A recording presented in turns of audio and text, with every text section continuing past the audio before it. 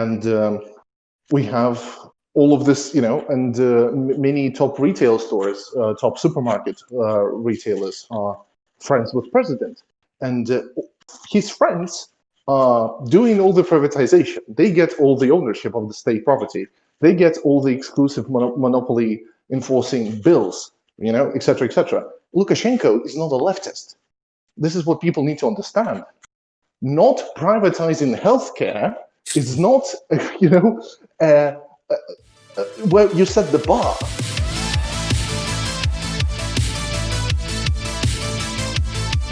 Allowing the president more executive power to take it away from the parliament, because originally after 1991 till 1995 we were a parliamentary republic, and now we are a presidential republic where president has basically amount of power that is very much similar to American presidents now. They can just issue executive orders, that become law instantly the day they sign it, etc., etc. So a lot of parliament protested that, and they were against it, but it was quickly resolved by many basically armed people in plain clothing raiding the parliament building and beating everyone. And parliament passed the amendments to the constitution, and the referendum. Sorry, just to quickly interrupt. Before that happened, was he like a benevolent dictator? Was he even considered a dictator? It was the year basically. It was the year basically when he became it. Yeah, became the president. So instantly the protest started. Like it was instantly. People were protesting. People were in the streets instantly, and since then his power only solidified. I believe in 2004, like in 2000s, there was another referendum which removed the terms limit on his presidency. I believe he is now at the 5th term or 6th. I don't quite remember. I apologize. So yeah, that's basically the history. The opposition is jailed very frequently. In the 90s, there was an infamous four who just disappeared. He disappeared 4 very prominent figures in the opposition, including one of the generals, a journalist, and some other people, and those people just were disappeared. And since then, every election included harassment, every election included imprisonment, and crazy numbers in terms of how many people vote for him. Which is not really true. What has he been guilty of in terms of his actions towards the citizenry? Like unlawful arrests, police brutality, destruction of freedom of speech, destruction of freedom of assembly. He has been very much in control of the unions in the country. We have, how in America they have, I'm not sure if Lance, you have those things in Canada, company unions, right? Sorry, say it again. You just cut out. Company unions. No, we do have them in Canada, yes. Yeah. So imagine a company union that is, imagine a union that runs like a company union where your managers and the directors of your company are also members of that union. And it is countrywide, and the Federation of Unions that unites all of them is basically like a government agency. Okay. That's what we have in terms of unionization. So unionization numbers are mostly those pro-government unions that are created to suppress the workers' rights and suppress the workers, so that they don't go out and agitate, etc., etc. Mm-hmm. And the president has been very much running a police state. We have, I believe, one of the top numbers in terms of police per capita. They have crazy privileges. They just beat up people. They have all the freedom, a crazy, psychopath can dream of. So fast forwarding to the present, what exactly happened in this election? Because obviously, the officials have released the fact that, Alexander Lukashenko won the election officially. Well, to be fair, 4 days have passed. We still don't have the official election results, final results. We have only, numbers that have the temporary numbers, and which state 80%. Mm-hmm. And they still haven't come out with the official numbers because of the protests, because of how widespread they are. But this election cycle has been very different, I must say that. It has been very different in many, many ways. So do you feel that number is inflated? Do you feel that it was a false election? What would your feeling be towards We that? have evidence, audio and video evidence of falsification of the elections. Okay. Like, not only so 80% is very substantial, right? Yeah. It is like runaway election, where the next, I believe the next opposition person had like 9%. Tychanovsky, she was the top candidate in this election. So what happened in this election was a lot of things that happened, and I apologize if I make some mistakes.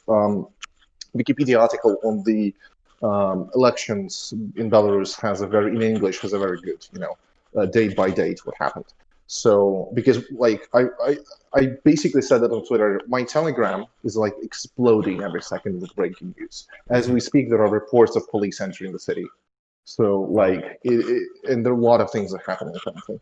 So basically, we have three very big candidates. Number one is Babariko. He is an ex-general manager of Belgazprom Bank, a bank that is funded by Russian company Gazprom. This is a Belarusian bank that is very prominent, very successful and big, one of the top banks in the country. And he left his job as a banker, and he entered the elections. He was very popular among people. People really liked him. His political project was reversion back to the old constitution of 1993, before Lukashenko reforms, and parliamentary reforms. So like that we would be a parliamentary republic, and establishing a new parliament, unicameral parliament, because we have two bicameral parliament, and he wanted one cameral parliament. Very anti-authoritarian, etc., etc. So because our country has, aesthetics of leftism in its imagery, and tankies really like aesthetics, that's why they support Lukashenko now on social media. Well, we'll get to that. I want to unpack We'll a get little to bit that, of that. definitely. So he was called a bourgeois by our president, a fat bourgeois, fat capitalist, fat pig. The dude is overweight, and he's like, a banker. So obviously, these are kind of attacks that came. And then he was arrested. He's currently in jail. He was refused registration as a candidate. To get, I must explain, I think, to get on the ballots in Belarus, in presidential ballots, you need to have you need 100,000 signatures of citizens of Belarus who support you being on the ballots, right? And they claimed that like 50,000 of his are fake, so he's falling under the line that is set of 100,000. So he's not eligible to be on the ballots. A similar thing happened to another candidate who, basically we had one candidate in jail, another in jail, another escaped the country. And so Tychanovsky, he is a YouTuber, he is a businessman and a YouTuber, streamer on YouTube in Belarus, and he was arrested on an event in his support in the city of Grodno, and his wife ran instead. And Svetlana Tikhanovskaya is her name, and she became basically a unified candidate. All those three campaigns united under Svetlana, and she was the person. And her program is literally, we need to have an election without Lukashenko. We need a fair election. And that's her political program, basically, That's a very, very interesting program to have. Have an election. Yeah, no, of course. And typically, like in terms of when I see strong men who are falsifying elections, the numbers are usually like 98.7% victory, like 99.2% victory. And you're like, oh, well, yeah, it's decisive. So maybe 80% was a safer number. I don't know. But I'm not going to cast aspersions. Like I don't know one way or another what actually happened. Well, we had some commissions, election commissions, that didn't falsify, and they put out results that Tikhanovskaya won. So there is a lot of people who refuse to falsify them and the elections, and they made especially, you know why? Because officially, we don't have a mandate that the observers are allowed during the counting. It's not officially by law, stated that observers must be present during the counting of ballots. Mhm. But in places where they were allowed, Tychanovsky won decisively. Mhm. That's the problem. Yeah. So what happened then? We had election results announced. Exit polls were announced, government exit polls, obviously. And it said Lukashenko at 80%. Mhm. And people were very, very angry. And they went out in the streets. And we had riots a bit on the night of Sunday and Monday. What happened then was Tikhanovskaya was on the next, so it was crazy riots. A lot of people were arrested. My friends were present there, and they said it was insanity. Are they okay? For the most part, yeah. None of my friends or none of the people that I know or their friends were arrested, but we're talking thousands. We're talking thousands all over the country, especially in Minsk. It was brutal. They deployed riot police, who are it's called OMON, which translates into police special units. They are riot police in helmets with shields. You may find pictures of them online. And what happened was they used rubber bullets and flashbang grenades on the day one. So big difference, for example, with another Eastern European countries in protest, Ukraine, they started using ammunition, rubber ammunition, about a month after Maidan has started. So we're talking day one, extreme power. They started using rubber bullets. A lot of people were traumatized. A lot of people were hurt, broken legs, critical condition, arrests, etc., etc. Next day, Tikhanovskaya came to the Central Commission, Voting Commission, to file a complaint with the election results. And in the morning, and she didn't go outside of the building for the whole day. It was claimed that she disappeared or that she is still in the building, held against her will. The people in the commission, in the building, said she has left through the back door to avoid, provocations or attacks. But no one knew where she was, and she reappeared that evening in Lithuania. And two videos were posted of her sitting in a chair, saying that it turns out I thought this election would make me stronger, but I am a weak woman that I was before. She said that people don't protest the election, like blah blah blah. Don't protest the election. Don't go outside, etc., etc. And then she was in Lithuania. Official story is insane. The official story is that opposition members were preparing an assassination attempt at Tikhanovskaya to false flag this, to claim the government did it, right? So that, because they needed a sacrificial lamb, as yes, the KGB yes, story checks out. Yeah, of course. Yes, very much so. So this is Alex Jones moment, full-on Alex Jones moment. So the KGB in Belarus, because we still have the KGB, Committee of the State Security. We didn't But they go by a rename it different after name the now, Soviet don't they? Union. No, they don't. We still go by KGB. Oh, and there is neat. the Iron Felix Dzerzhinsky's statue across the road, the founder of the Cheka, the infamous Cheka guy. Yeah. So we still go by KGB. So KGB wanted to save Tikhanovskaya from the assassination attempt. So they, on the secret, shipped her out to Lithuania. The truth is actually, it seems to be scarier. We don't have a full story, but media and the people close to her suspect that she was threatened. So her husband and they threatened her family, and most likely she was threatened that she will never see her family again. And she was made to read out, because she was reading it. She was reading the statement. And people are saying that she would never say that she's a weak woman, especially because she's basically a feminist figure here, and the riots continue. By the way, people should know that is also it's a prominent part of this movement. We were watching yesterday the harrowing footage of the women protesters who were basically chanting the slogan "Stop beating us." That was the actual slogan of the protest, which is so. What led up to this is very important. Yeah, I agree. What led up to those women protests is very important. We had now I believe 3 people dead. So second night at at the protests, basically the tactic changed. That people didn't organize in a single spot; they organized in their own neighborhoods all over the town, right? And people are saying, "Be like water," famous Hong Kong protest saying, "Avoid police, don't gather in big groups, travel around, etc." But people basically gather in their own neighborhood, and again, rubber bullets, explosives, and one person died on one of those protests. And government claimed he had an explosive, unidentified explosive in his hand that he attempted to throw at the cops, but it exploded in his hand.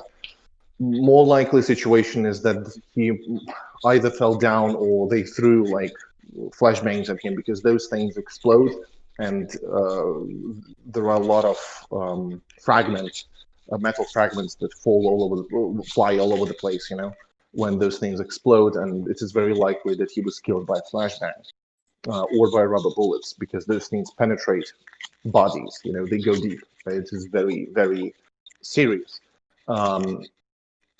And Women's March was organized on the next day, again, all over the country, I must say. Not just Minsk protested, the whole country, small cities, etc. And they went out with flowers, with raised hands, in white clothing, protesting police violence. And those protests have not stopped since. And we have reports that one more person died after receiving fatal injuries when they were apprehended in Grodno. I might be mistaken. And another one, there is rumors of a third one. Rumors, I must say, because the government doesn't want to release this information. The city of Zhodino, where a person has died, rumors state, in the hospital after, again, receiving fatal injuries. So currently we have protests all over the city, mostly peaceful. People are very much like, the most violent thing that has happened since, there was one Molotov cocktail thrown in the direction of the police. There was one kiosk set aflame, but and some stones thrown in the direction of the police, some water bottles, some barricades being built, but that's pretty much it. Wow. Okay, so let's address. Do you have any other questions? Yeah, I do actually have some very prescient questions. I would like to know how you address people who say that this happens to be a part of Western imperialism and American imperialism, to push forward a narrative that this somehow has a lot to do with, let's say, U.S. influence or perhaps even CIA influence on the events that are occurring. I must say that based on how people are organizing, they mostly do it through decentralized Telegram chats and channels, the blogs, etc. One of the biggest channels that does organizing and does coverage of this is a Twitter channel called Nexta, which is a single guy. We know who that is. We don't know the name, but it's I believe a single guy or a couple of people out from Warsaw in Poland. And they have been doing coverage of Belarusian politics for years now. Independently, they get advertising money, etc., etc. And what they have been doing since Sunday is they have been very heavily covering this. And they have been posting videos. They have been receiving a lot of information from the people themselves. They are notorious for spreading sometimes completely false information, like, for example, helicopters over Minsk, which I believe is a fake news, which was thrown out to them. And they have been doing police call-outs. They text out, police has been sighted on this and that streets. They're moving towards this and that. Block the streets. We must, pay back, blah, blah, blah. They have been doing a lot of this stuff. Russia has, our government has been doing another spin. They started by arresting 33 citizens of Russia a week before the election, also saying that they are part of the Russian paramilitary groups, and they are there to destabilize the situation.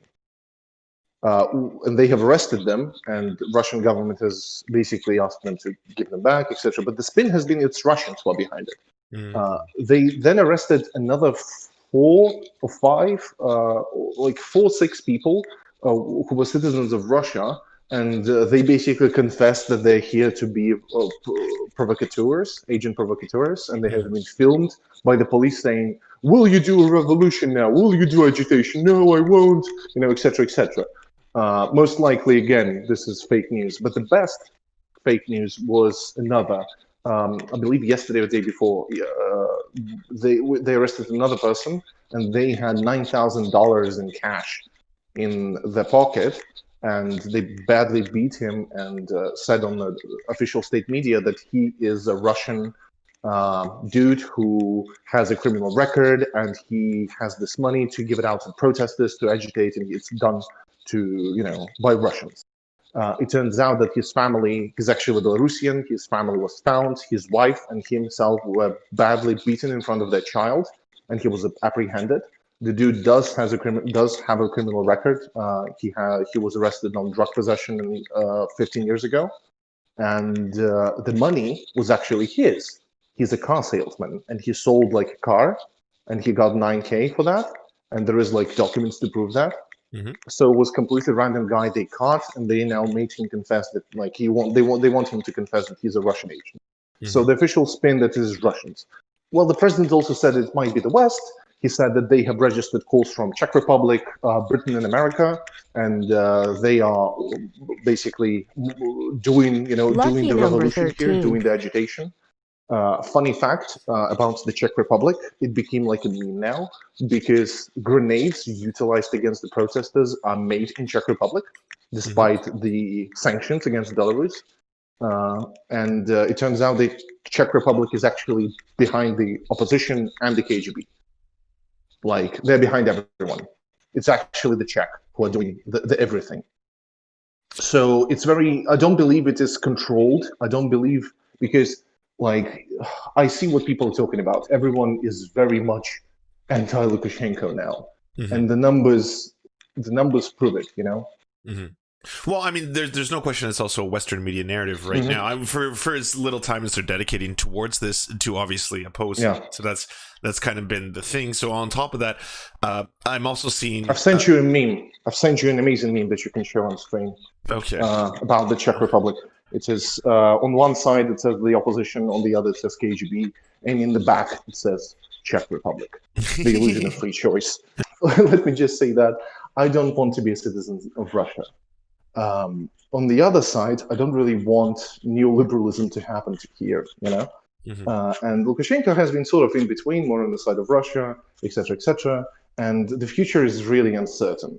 But it seems to me that Belarus is on a downward spiral currently, and Russia has all the political, not political really, but economic power and military power to take us over at any point. Even this election could lead to provocations by Russia and attempts to take over. There is really nothing is certain now. I believe the left should be on the side of the people, because that's typically we don't have. Yes, and it's a rock and a hard place, right? It's basically neoliberalism versus Putin. That seems to be what it sounds like. To some extent, thankfully, the current opposition and the mood of the people is that we need to guarantee our independence. Mm-hmm. Most of the people don't want to be part of Russia, and people want to guarantee our independence. And Tychanovsky was running, if you read her program, she says that we must be independent from the gas needle and the loan needle. This is the phrase we use in Russian. So, which means that we must be independent from international credits and loans, and the gas transit fees that we leech off of via, because the pipelines going through us, Russian pipelines, and they pay for it. So, and this is sort of where a lot of our money comes from. Mm-hmm. And it's really hard. You know what? I believe that the left should be in support of democracy, and this is not really a thing that is happening through Lukashenko. People are very, very, very enthusiastic about fairness and democracy. Social democratic ideas and left populism are firmly within our society. People want medics, and we have a national healthcare service. They want to keep that, and so that the medics could be paid a fair wage. They want teachers to be paid even more, because doctors and teachers are one of the most underpaid citizens in our country, despite the fact that they are most essential workers out of all of them, really. And I believe the left should come out in solidarity with Belarus, because police are committing acts of terror on their own citizens currently. There are reports of beatings. People are coming out of prisons, jails right now, and they're talking about beatings, people threatening rape to female prisoners, pulling on the hair, beating people. They have a particular prejudice against men with long hair and tattoos, telling them that was a person, a Russian journalist, who they told him that they will rape them in prison, and etc. etc. It's insanity. And there is like a voice recording, which is a TOS thing, definitely. One of the volunteers who's staying next to a jail where a lot of people are held currently recorded an audio at night, and it is sounds of people being led outside of the jail yard and beaten, asked to run. You can hear screams of people being beaten. People are saying, run, run, and beating them, saying like awful things to them. It's insane. Like, it is unnerving, and they're completely unaccountable, completely. Like the special police force, they have a full, like, no one can tell them what to do. They're just doing it, There is no accountability. There is no rule of law in here. There is no civic society at all, We're a young country that, on the verge of its independence, was taken over by a dictator who uses police and army to sustain his power. And this is not a good climate for any political movement, any idea to solidify. Our people don't know how to politics, really. Our people don't know how to discuss ideas. Our people only know anti-Lukashenko, ultimately, Yeah. What can people do, say, us in the privileged West to help? So tomorrow, 14th of August, has been declared like International Solidarity Day with Belarus. And I want people to go out on social media, share posts about Belarus, talk about it with everyone, spread the news, go to your press, ask them to cover it. In America, currently, only one person in the government has spoken out. Well, Trump made like a on the press conference, like the press person said, "Oh, the fair elections, no election fraud," while he's trying to suppress the votes in his own country, which is funny. And Mike Pompeo, ex-CIA director, spoken out, against it. That's it. Yeah. So we have like a CIA guy and Trump. That's it. Like, which is why it makes it really hard for leftists to associate themselves directly with this without being called like, imperialists or CIA spooks or something like that. Well, they need to come over. They need to stop that, and they need to look at the actual evidence and actual stuff that is coming out of Belarus. If a person doesn't privatize it to the Westerners and privatizes things to his friends, which Lukashenko does frequently, there is, for example, small story how things are done here. We have a bunch of kiosks all over the country now, tobacco stores, tobacco kiosks. And all of them are freshly built, and they are run by a friend of the president.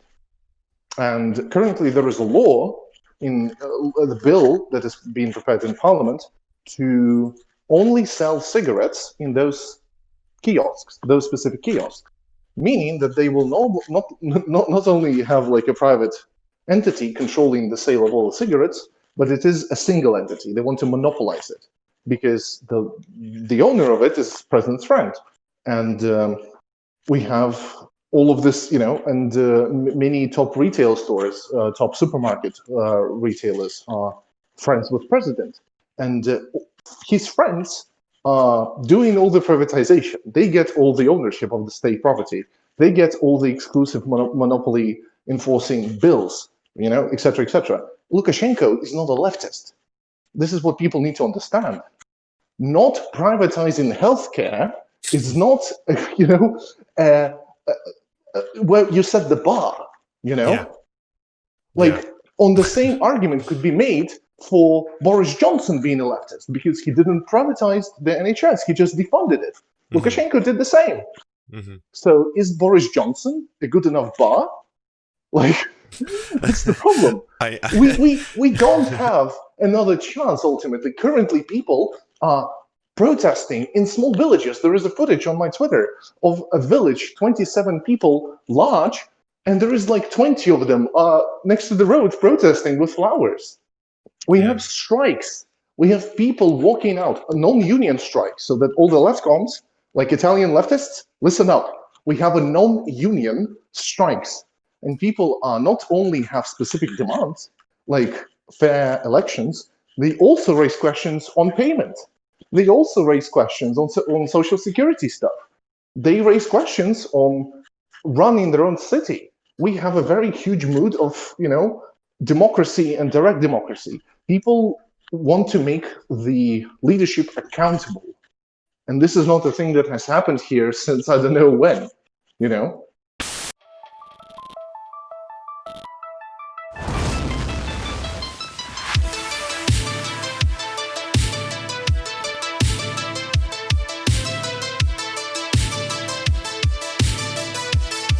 To our God, I'm Wrath. We pray at your altar of awesomeness. To our monarch, Thomas Bone, you are the light that guides our path. To our lords, Jeffrey Lamb, Stephen, Ninetails Cosmic Fox, Hans Josephine, and Poppy Nelson, we bow meekly for your pleasure. To our Knights of the Round Table, Josh Mickelson, Dylan Byte, Alexander Thaler, Zach Christensen, Todd Buckingham, Todd Lajeunesse, Clement Chutzkoff, Skybear Games, Moss Beast, Political Puppy, Ali Menthol, Jimmy Big Nuts, Alan R., Andreas Chitoro, Good Poon Hates Cops, That's Solid Poon Man, and Bryn, we salute you.